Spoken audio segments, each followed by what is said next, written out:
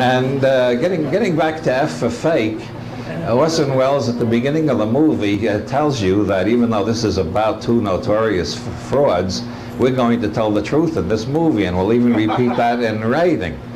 And on writing, it comes on the screen, and Welles reads it aloud. For the next 1 hour, we will tell you nothing but the truth.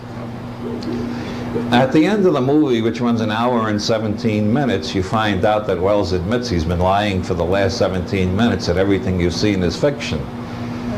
It's a magic trick. And you come out and think, well, that was clever. But then when you go back and see the movie again, you realize Welles was lying about things all through the movie, and so were Irving, and so were Elmire. And then you start to wonder, was Elmire lying about the degree of his success as an art forger? Maybe the experts are telling the truth. Maybe he only forged a few paintings, a couple of hundred maybe, maybe only a few dozen.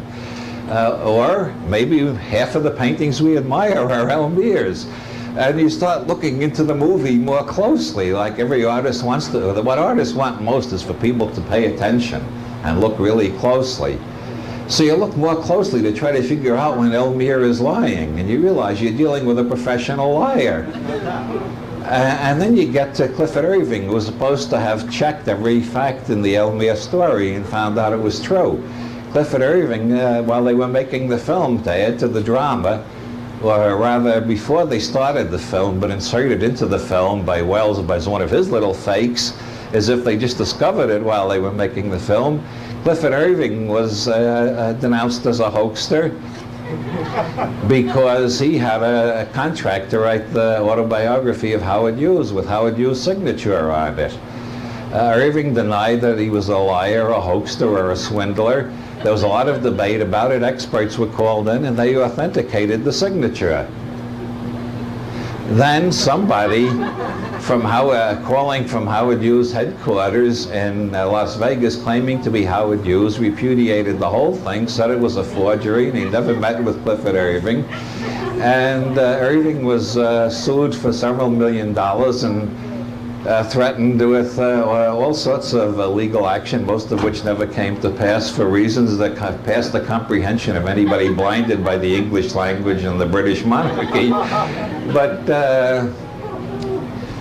there's a point in the movie where Elmire says, you know, it is no crime to paint in another artist's style. It has never been defined as a crime anywhere in any country known to me. It becomes a crime when the signature is put on. And I never put the signatures on. I like to paint in other people's styles, and I wanted to sell them. I suspected some of the people I was selling to would put signatures on, but I didn't know it exactly. And Welles says, do you expect us to believe that? And then you get several shots of Elmire looking in various directions, and all through it there's a clock ticking. And about the 19th time you see the film, you realize Welles made up a montage of shots of Elmire at various times and put them together and put the clock in on the soundtrack to make you think this was all continuous. And it's not Elmire reacting to that question at all. It could be Elmire reacting to dozens of other things. So your attempts to read the truth into Elmire's reactions, looking up, looking down, scratching his head, rubbing his chin, all of this is entirely a delusion. And at this point the question is, these are the techniques that Welles pioneered in Citizen Kane, this kind of creative editing. And if it was art in Citizen Kane, is it still art here, or is it just a fake here? And then you realize F for Fake is a documentary about the impossibility of making a documentary. So therefore, it's the only honest documentary ever made. Because every other documentary implicitly says, I, the filmmaker, am God. I can find out the truth and reveal the truth to you. But nobody can do that. You got to figure it out for yourself, and you're usually guessing wrong. That scene with the tick, tick, tick, and Elmire looking in all sorts of directions, Welles' voice comes in, and he may have not been in that room at all.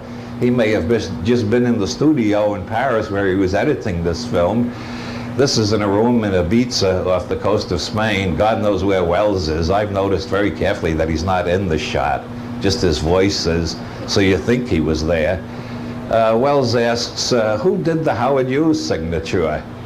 And then you get shots of Elmire and Clifford Irving looking in various directions. And you can read as much guilt into that as you want, or you can read Welles' trickery. After all, he started out as a stage magician, and